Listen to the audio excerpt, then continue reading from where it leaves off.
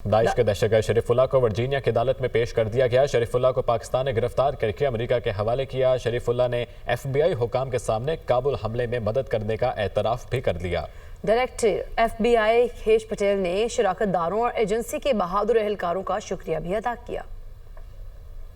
Daesh के दहशतगर्द शरीफुल्लाह को Virginia की अदालत के जज विलियम पोर्टर के सामने पेश किया गया। 10 मिनट तक जारी इब्तदाई समाअत के मौके पर शरीफुल्लाह को बताया गया कि इल्जामात साबित हुए तो उसे उम्र कैद का सामना होगा। अमरीकी महकमा इंसाफ के मुताबिक शरीफुल्लाह ने FBI हुकाम के सामने काबुल हमले में मदद करने का एतराफ़ किया। मुलजिम ने गिरफ्तार 4 हमलावरों में से 2 की शनाख्त कर ली। डायरेक्टर FBI खेश पटेल ने बताया कि गिरफ्तार दहशतगर्द शरीफुल्लाह काबुल हमले में अमरीकी फौजियों के कत्ल में मुलव्विस 2 मुलजिमान में से एक है। शरीफुल्लाह ने बताया कि इसने एक हमलावर को काबुल एयरपोर्ट का रास्ता दिखाया था। डायरेक्टर FBI ने कहा, हमारे शराकतदारों और एजेंसी के बहादुर एहलकारों का शुक्रिया अदा करते हैं। दाइश कमांडर शरीफुल्लाह 26 अगस्त 2021 में काबुल एयरपोर्ट पर हमले का मास्टरमाइंड और अमेरिका का हाई वैल्यू टारगेट था। हमले के दौरान 13 अमेरिकी फौजी और 170 अफगान मारे गए थे। खुदकुश हमला करने वाले शख्स की शनाख्त अब्दुल रहमान अल लोगरी के नाम से की गई थी। शरीफुल्लाह ने दाइश के लिए कई दीगर हमलों की खातिर अपनी सरगर्मियों का भी एतराफ़ किया है। शरीफुल्लाह ने FBI एजेंट्स को बताया कि वो 2019 से अफगानिस्तान की जेल में था। काबुल हमले से 2 हफ्ते पहले रिहा हुआ तो उसे दाइश ने मोटरसाइकिल टेलीफोन खरीदने के लिए रकम दी और खबरदार किया कि हमलों के मौके पर दाइश के दीगर अफराद से राब्तों के लिए सिर्फ सोशल मीडिया प्लेटफॉर्म इस्तेमाल किया जाए।